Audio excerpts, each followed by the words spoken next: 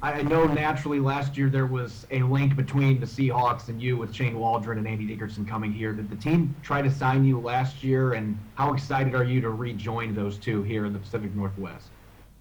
I'm very excited. There wasn't anything, excuse me, there wasn't any opportunity last year, but I'm very excited about the opportunity this year to come in and compete and be in a system that I'm familiar with and people that I'm familiar with. So very excited. I'm excited to get to work.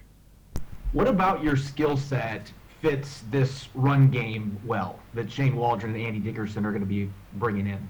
Yeah, I think it's a heavy zone running offense, and that's what I did well in college. That's what I have done well in the NFL, and like I said, just very excited to come in and compete and get to work. Jen? It looked like you played mostly guard with the Rams. You're listed as a center. How did your time at guard help you understand that offense different and prepare you to better be in the role you're in now? Yeah, I think if you really look at it, break it down, I think I'm about half and half center and guard starts in the NFL so far, which is ironically how my college career went. So prepared to play either position, however best I can help this team win. Bob? You sort of answered my question there, I guess. But I was curious if they told you you're going to be a center or a guard or exactly what you're going to be doing. Yeah, there hasn't been any communication on that, but I'll just echo what I said just a second ago. Just excited to be able to come in and compete for any of those spots. Curtis? Yeah, Austin, how frustrating was last year just dealing with the injury early and only ending up playing, I think, what was it, 4 games and all of that? Just personally for you, how rough of a stretch was that? It's just sometimes how it happens, but in this business, in this league, you gotta have a resilient mindset and just attack the next opportunity that comes, and it happens to be here with the Seattle Seahawks. John Boyle? Yeah, Austin, Pete Carroll's always talked about he likes multi-sport athletes. I believe you're, a state champion wrestler in Iowa, is that correct? Yes. How does that skill translate over to the work you do in the trenches? It translates almost hand in hand. A lot of the skills that make a successful wrestler are what make a successful offensive lineman. It definitely helps with hand placement, leverage, understanding your body control, and then just really instincts. I think that's probably the biggest thing that is more of an intangible, but your instincts are good, and that comes from wrestling. Greg Bell? Hello, Austin, welcome. In Kansas City, once you had the summer surgery, was it they just went with the rookie after that? Was there ever a shot after that for you? No, I mean, I had the injury. Creed played well through camp, and obviously had a great, tremendous rookie season. So, like I said, it is what it is in this business. That's how it goes sometimes, and I'm very excited for this next opportunity. Maz Vida? Thanks. Yes, I have a question in terms of communication, or I would say relationship, in the center position, A, with the rest of the line, and B, with the quarterback. Yeah, just how that relationship, how important it is, or? Yeah, I'm sorry.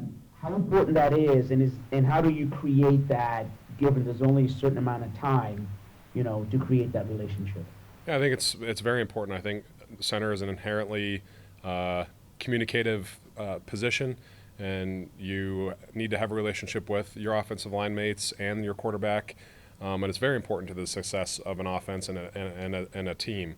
And I guess how to build that, you just need time. And I'm looking forward to phase 2 and 3 of the spring program to get with the quarterbacks and the rest of the offensive line, get to know the guys, and really establish a rapport and going into training camp and throughout the season.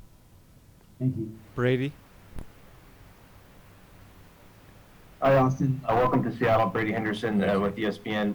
Based on your experience with Shane and with Andy, what kind of offensive linemen do you feel like fit the best in that system and with what they want to do?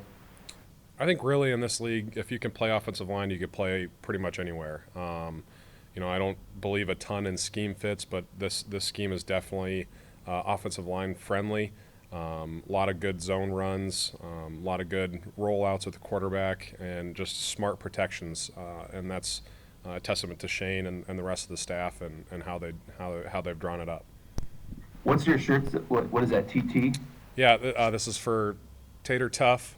He was a boy that my family got to know pretty well.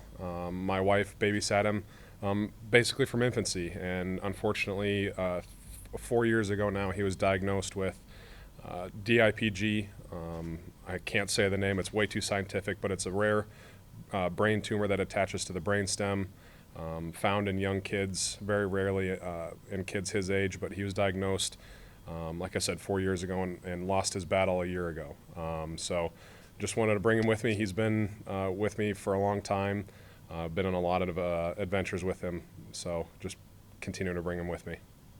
How did you get to know him and his family? Yeah, like I said, my wife grew up babysitting them, close family friends, and just want to bring awareness to his fight and to others' fights just like his. Thank you. Yep. All right, last question, Michael Sean. Hey, Austin, what would you say Andy Dickerson does really well as a coach? I think he's very personable. He's very knowledgeable. I remember my time in LA with him. He was responsible for blitz packages, blitz pickups, and I'm just very excited to be able to work with him again. It's going to be a great environment, and I'm really looking forward to it. Thanks. Thank you, Thank Austin. you.